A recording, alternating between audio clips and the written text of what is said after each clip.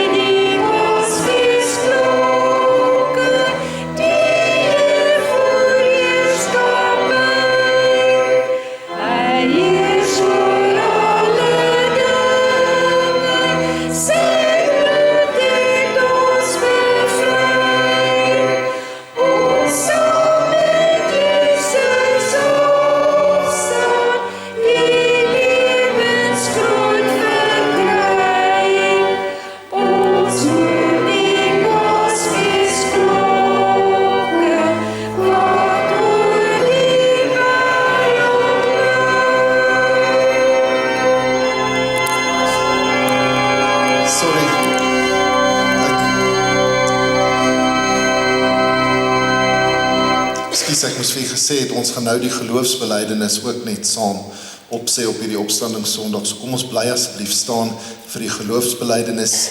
As jy hom ken, kan jy hom saam met my sê. As jy hom nie ken nie, is dit oké. Dan luister jy. Hierdie geloofsbelijdenis is nie iets wat net uit die lug uitval nie. Dis iets wat eeue eintlik gevat het. Vir ons as 'n kerk om by mekaar te kom en te sê, dit is eintlik wat ons glo. En jy gaan sien, hy sê, ek praat in die eerste persoon, ek glo. En dit beteken, as ons sê ek glo, is dit ook ek as deel van die kerk wat glo. So ek lees die apostoliese geloofsbelijdenis vir u. En u kan dit saam met my sê as u wil. Ek glo in God die Vader, die Almagtige, die Skepper van die hemel en die aarde. En in Jesus Christus, sy eniggebore Seun, ons Here, wat ontvang is van die Heilige Gees, gebore uit die maagd Maria, wat gelei het onder Pontius Pilatus, gekruisig is, gesterf het, en begrawe is, en ter helle neergedaal het, wat op die derde dag weer opgestaan het uit die dode, wat opgevaar het na die hemel, en sit aan die regterhand van God, die Almagtige Vader, van waar hy sal kom om te oordeel, die wat nog lewe en die wat reeds gesterf het. Ek glo in die Heilige Gees, ek glo aan 'n heilige algemene kerk, die gemeenskap van die heiliges, die vergifnis van sondes, die opstanding van die vlees en 'n ewige lewe. Kom ons sing nou dan verder saam die geloofsbelijdenis.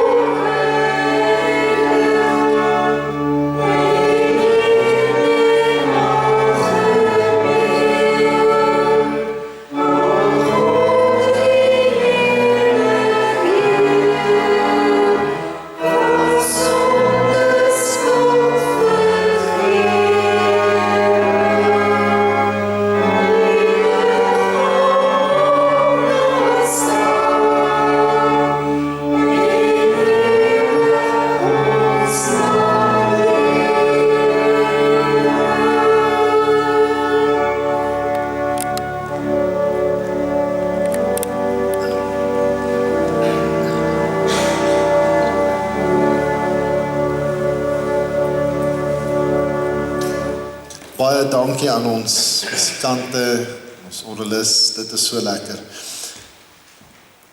Kom ons sit net so en ons open hierdie diens in gebed. Here, ons staan vanmôre voor U met ontvanklike harte. Ons wil nou eers stil raak in onsself, Here. Ons wil ons harte stil maak van die gedreun van die wêreld wat so luidig kan wees daar buite. Here, daar is soveel geraas dikwels in ons lewe. Soveel dinge wat roep. Nou is 'n oomblik waar ons wil stil staan, Here. Waar ons wil stil word, Here. 'n oomblik om te dink, te reflekteer oor u opstanding en die betekenis daarvan vir ons vandag. Dankie, Here. Amen en amen. Die vroeë kerk het op hierdie dag mekaar gegroet met die woorde Christos anesti, alethos anesti. Dit beteken, dis Grieks, dis antieke Grieks. Die taal van die vroeë kerk was antieke Grieks. En dit beteken, Christus is opgestaan, waarlik, hy is opgestaan, soos ons ook in die liedere gesing het. Nou, ek wil met jou gesels oor opstanding en ek wil vir jou 'n paar basiese goed leer van opstanding en 2 aspekte daarvan weet meeste mense al van. Die derde aspek sukkel ons nog 'n bietjie. Opstanding het 3 aspekte. Daar's 'n verlede aspek daarin. Daar's 'n toekomstige aspek en daar is 'n hede aspek. Dis wat opstaan, dis die 3 dimensies, die 3 aspekte van hoe moet ek opstanding verstaan? Want die groot probleem vir baie mense, vir baie Christene is, hulle sal die geloofsbelijdenis opsê en hulle sal sê ek glo dat Jesus opgestaan het, maar hulle verstaan nie die implikasies altyd daarvan nie en hulle self leef nie asof Jesus eintlik opgestaan het. So kom ons begin met die verlede aspek. Wat is die verlede aspek? Dit is natuurlik waar ons moet begin. Wat is die verlede aspek van opstanding? Jesus het opgestaan. As daar nie 'n opstanding was nie, dan was die kruis 'n oorwinning vir die Romeine en die Jode, nê? Dan het die dood oorwin. Maar met die opstanding van Jesus beteken dit die dood is oorwin en dit verander dan alles. Dit verander ons perspektief op alles. Dit beteken die dood, die mag van die dood is gebreek. Die dood het nie meer mag oor ons nie. Dit beteken die sonde is vergewe en God se koninkryk is werklik. Jy sien, opstanding is 'n begin van 'n nuwe realiteit, 'n nuwe werklikheid. Dis nie net iets wat gebeur het nie, dis iets wat aanhou gebeur. Dit is eintlik die groot goue draad wat deur my preek loop vanmôre. Jy hoef nie meer bang te wees om dood te gaan nie. Die dood moenie meer iets wees wat jou angs gee en jou bang maak nie. Die dood, die fisiese dood van jou liggaam hier op aarde, is eintlik net 'n gordyn waardeur jy moet loop na 'n nuwe werklikheid. Ek verstaan, ons is bang vir die dood, nê? Ek gaan nie hierso staan en sê, niemand is bang vir die dood nie, of ek is nie bang vir die dood nie. Ons is bang, ons weet nie wat gaan gebeur nie, maar wat jy moet weet is, God is met jou in hierdie lewe. Hy is met jou in die oomblik van dood en hy is altyd met jou na dit. Die mag van die dood is oorwin en dit beteken hierdie opstanding van Jesus lei ons in 'n nuwe werklikheid in. Dis die verlede aspek. Dis 'n maklike een eintlik. Wat is die toekomstige aspek? Die eskatologiese aspek. Weet julle wat beteken die woord eskatologie? Eskatologie, lang teologiese woord wat die prof nou weer uitgooi. Eskatologie beteken bloot net die eindtye, leer wat ek verstaan, my leer of my verstaan van die eindtye. Eschatos beteken die laaste dinge, dis 'n Griekse woord wat beteken die laaste dinge. Nie net is Christus opgestaan nie, maar ek en jy gaan eendag met die wederkoms van Jesus, gaan ons ook fisies opstaan.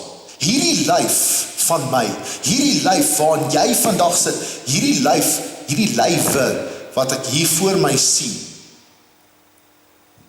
hierdie lyf van jou, gaan na die opstanding saam met God in die hemel wees. Het jy dit besef? Hierdie lyf is nie 'n ding wat jy agterlaat nie. Hierdie liggaam bly nie agter nie. Saligheid en redding is nie net iets wat in jou siel gebeur, weet, half amper 'n spokerige ding, nie. Dis iets wat in jou liggaam gaan gebeur. En die beste teks, ek gaan nou nie veel daaruit lees nie, maar as jy iets wil verstaan van dit, die beste teks wat jy in die Nuwe Testament kan lees is 1 Korintiërs 15.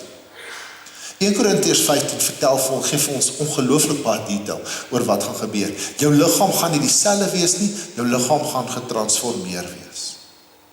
En baie mense sal dan sê, ja, maar Chris, wat gebeur as ek veras is, of wat gebeur as ek in die see doodgaan en die visse eet my op? Dink jy dan God het nie die mag om daai liggaam terug te bring nie? Dink jy dan God kan dit nie doen nie? Enige iets kan met jou gebeur. Dis selfs 'n basiese beginsel in die wetenskap. Niks gaan ooit verlore nie. Energie kan nie disappeer nie. Energie kan nie verlore gaan. So God kan jou bymekaar bring, of jy nou in 'n graf lê, en of jy veras is, dit maak nie saak nie. Baie Christene kom dikwels aan my en sê, maar prof, mag ek? Dit is verrassing reg, of jy weet, dan sê ek, maak wat jy wil, dit maak nie saak nie. Want hierdie liggaam wat hier is, gaan getransformeer word. En jy gaan eendag 'n opstanding beleef. Vir baie van ons is dit net 'n sprokie in die kop. Nee, dis net iets wat eendag, jy dink nie daaraan nie. Maar jy gaan dit beleef. Jy gaan die krag van God op daai wyse beleef, dat jy gaan beleef hoe jy weer by mekaar kom as dit ware. Hoe dit gaan wees, hoe ons daaroor gaan dink, dis 'n mystery. Ek kan nie vir jou sê nie, moenie vir my vra nie.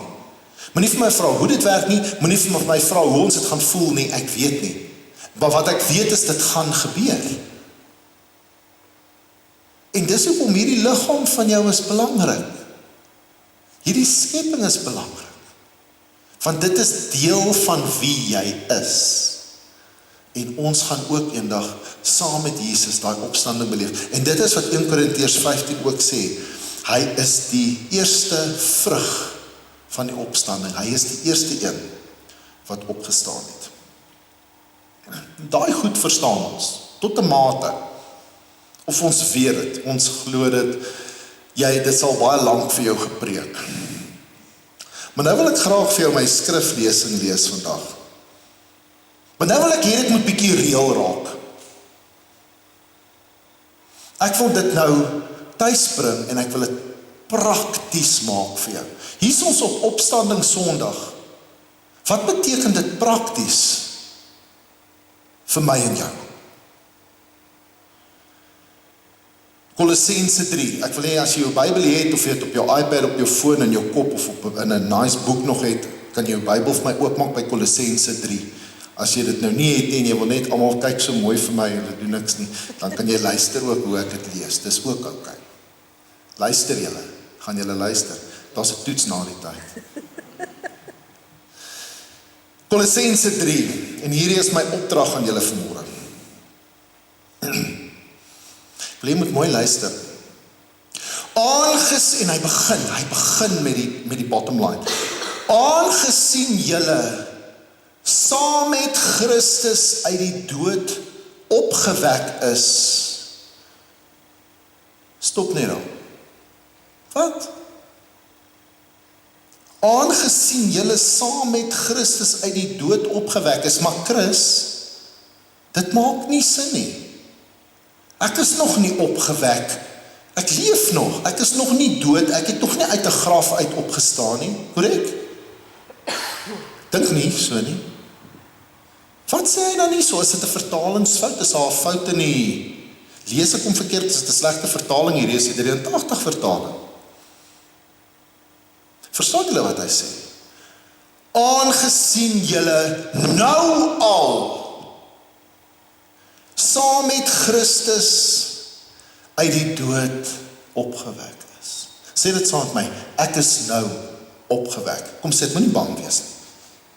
Ek is nou al opgewek. Ek is nou opgewek. Hierdie is die derde aspek. Die hede aspek van opstanding. Hierdie is my kruid. Aangesien julle saam met Christus nou uit die dood opgewek is. So dood beteken nie net die afwesigheid van lewe nie, nee. Julle sien wat ek gaan met die, nee. Julle kan sien waar julle op pad is. Het gaan 'n lekker oggend wees. Moet julle strewe na die dinge daarbo waar Christus is, waar hy aan die regterhand van God sit. Rig julle gedagtes op die dinge wat daarbo is, nie op die dinge wat op die aarde is nie. Want julle het gesterwe, maar Chris, ek is nog nooit gesterwe, ek is nie dood nie, ek het al, daar voel ek so, maar ek is nie dood nie. Maar julle het gesterwe, hy herhaal homself, hoor julle, hy herhaal homself. Julle het gesterwe, julle is dood, en julle lewe is, ek sê hoe mooi is die, julle lewe is saam met Christus verborge, verberg, versteek, veilig gehou. Jou lewe word saam met Christus veilig gehou, verborge in God. Het ek al vir julle gesê hoe jy die Bybel moet lees? Kan julle onthou, ek het dit al vir julle gesê, hoe moet jy hom lees? Charlotte, het ek al vir julle gesê, stadig.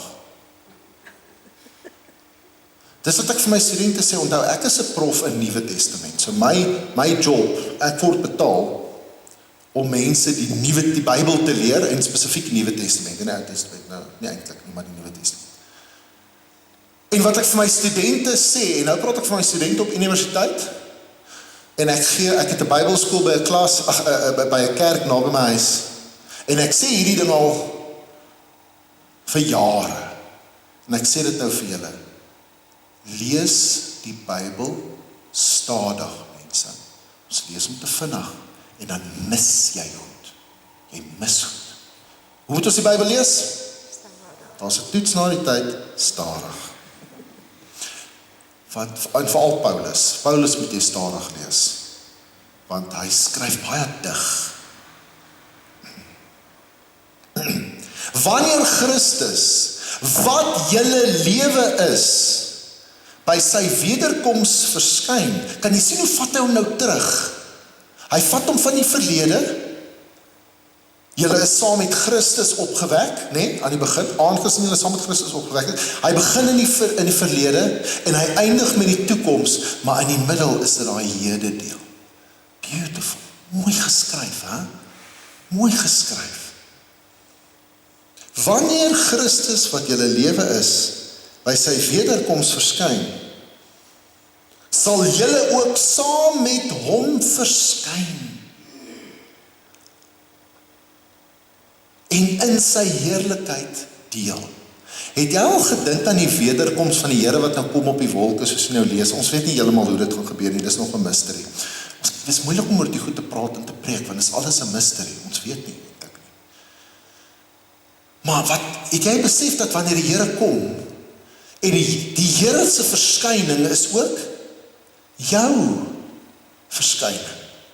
Jy deel in Christus se wederkoms. As ons praat van die Here se wederkoms, sluit dit jou in en my in.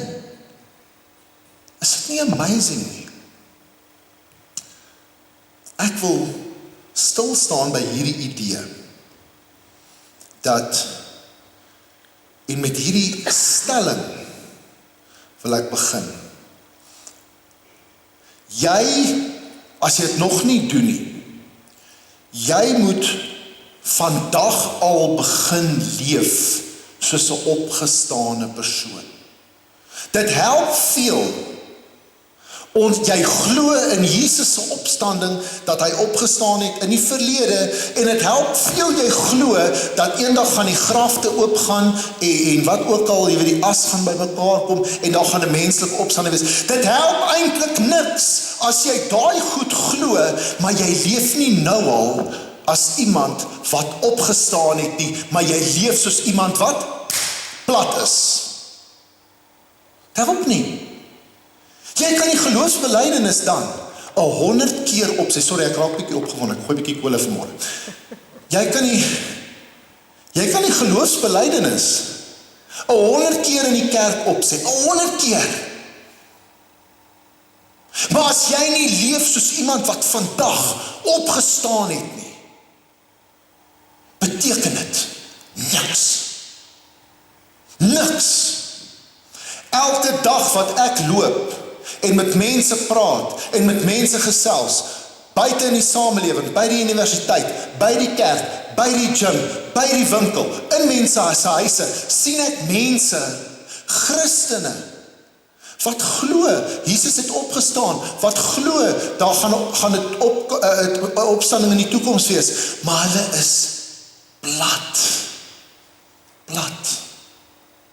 nie opgestaan nie, lewe nie. Wat is opstanding julle? Wat is opstanding dan anders, as om te begin lewe? Dis opstanding. Ek sien mense, they are the living dead. Hulle lewe, maar hulle is dood. Elke dag staan ons maar net op uit die bed, en ons doen maar ons ding. Ons word nog steeds geketaza deur dieselfde worries, deur dieselfde goggas, wat my al vir jare en jare en jare plat hou. Dinge uit my verlede, belewennisse, dinge wat mense vir my sê, en ek kan nie opstaan nie.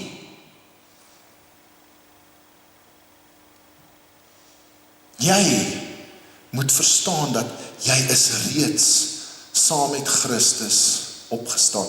My vriende, depressie is die siekte van ons tyd. En weet jy wat is die teenoorgestelde van depressie? Van opstanding? Depressie. Want depressie beteken ek verloor my sin in die lewe. En wanneer jy jou sin in die lewe verloor, is jy dood. Depressie is 'n lelike ding. Wanneer jy begin, jy weet, en mense wat depressief is, en daar's dalk van julle wat hier sit, daar's daar wat jy voel, jy kan nie opstaan uit die bed nie. Fisies het jy nie die krag. Ek weet, ek het groot geword met 'n ma wat depressie gehad het, so ek weet. Ek weet wat dit beteken. Dis nie iets daar ver vir my wat ek oor boeke lees nie. Ek het dit geleef as 'n kind, het ek dit gesien. Jy kan fisies, het jy nie die krag om een voet uit die bed te sit nie. Ek verstaan dit. Jy is so moeg, jy is so te neergedruk. Dit voel letterlik asof daar 'n fisiese gewig op jou neerdruk, en jy kan nie eers opstaan uit die bed nie. Jy sit op die bank, jy kyk TV, maar eintlik kyk jy nie. Jy staan, depressie is die siekte van ons tyd. Wanneer jy Christus aanneem, opstanding begin nie in die graf nie. Opstanding begin nou hier in my hart. En my vraag aan jou, en ek vra vir jou 'n baie ernstige vraag, en ek vra dit vir elke liewe een van julle. Ek ken nie jou omstandighede nie, ek weet nie van waar jy kom nie, ek weet nie waar toe jou pad is nie, ek weet nie wat jou verlede ingehou het, maar ek vra jou hierdie vraag. Lewe jy soos iemand wat opgestaan het, Of lewe jy soos iemand wat plat is? Jy hoef nie vir my te antwoord nie. Ek wil jy met jouself antwoord. Ek wil jy moet vir jouself die antwoord in jou eie hart sê.